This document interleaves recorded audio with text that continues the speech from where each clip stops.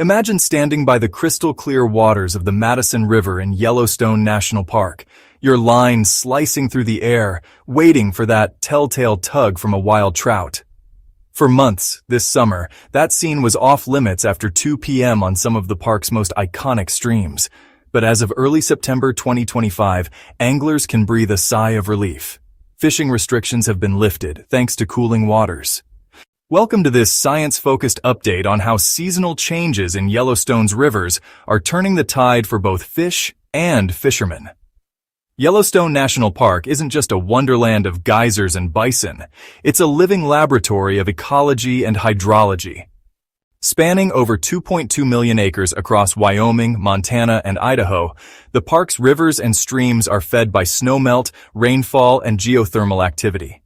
These waters support a diverse fishery, home to native species like the Yellowstone cutthroat trout and introduced rainbows and browns. But maintaining this balance requires vigilant monitoring, especially as climate patterns shift. Earlier this year, in mid-July 2025, park rangers noticed trouble brewing. Water temperatures in key rivers climbed above 68 degrees Fahrenheit, that's 20 degrees Celsius, for days on end. Low flows, exacerbated by a hot, dry summer, made conditions even worse. These factors created a deadly combo for cold-water fish like trout. As ectotherms, or cold-blooded creatures, trout rely on their environment to regulate body temperature. When waters warm beyond their optimal range of 50 to 65 degrees, their metabolism speeds up uncontrollably.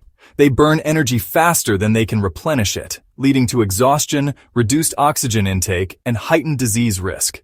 Oxygen is another critical piece of the puzzle. Warmer water holds less dissolved oxygen. Think of it like a glass of soda going flat in the heat.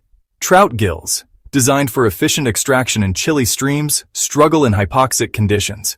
Studies from the U.S. Geological Survey show that prolonged exposure above 68 degrees can cause mortality rates to spike by 50% or more in stressed populations. In Yellowstone, where fish are wild and not stocked, losing even a few can ripple through the food web, affecting everything from insects to birds and bears.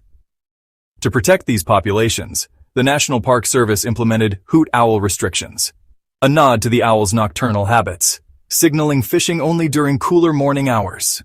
Starting July 12th, the Madison River and its tributaries, the Firehole River System, and the Gibbon River downstream of Norris Campground closed daily from 2 p.m. to sunrise. Yellowstone Lake and other lakes stayed open sunrise to sunset, as their larger volumes buffered temperatures better. These measures aren't arbitrary. They're backed by real-time data from thermographs and flow gauges scattered across the park. Rangers urged anglers to fish early, land fish quickly, and revive them in the water to minimize stress. Fast forward to September 2025, and nature has intervened. Cooler air temperatures, dropping nights in the high 30s, and recent rains have chilled the rivers. Precipitation replenished flows, while the extended forecast promises more mild weather. On September 8th, the park announced the restrictions lifted effective immediately. The Madison, Firehole, and Gibbon rivers, along with their tributaries, are now open 24/7. Staff monitoring confirmed temperatures had stabilized below the danger threshold, with oxygen levels rebounding. This turnaround highlights the science of seasonal hydrology in Yellowstone. The park sits atop a volcanic hotspot, where geysers like Old Faithful warm some waters year-round. But rivers like the Firehole, which flows through geothermal basins, are particularly volatile. Summer heat amplifies this, but fall's shorter days trigger cooling. Solar radiation decreases, and as leaves change in the surrounding forests, evapotranspiration slows, keeping more moisture in the soil and streams. Recent studies from the Yellowstone Research Center indicate that while overall climate warming has pushed average summer temps up 2 degrees since the 1980s, natural variability, like this year's rains, can still provide relief. For the fish, it's a lifeline. Cutthroat trout, Yellowstone's emblematic species, spawn in spring, and juveniles are especially vulnerable to summer stress. By lifting restrictions now, the park ensures healthier populations heading into winter. Anglers play a role too. Catch and release practices, mandatory in the park, reduce harvest pressure. The 2025 fishing regulations emphasize barbless hooks and minimal handling to boost survival rates to over 90%. But this story isn't without caveats. Not all waters are unrestricted. Some streams remain closed for other reasons, like low flows elsewhere. And climate change looms large.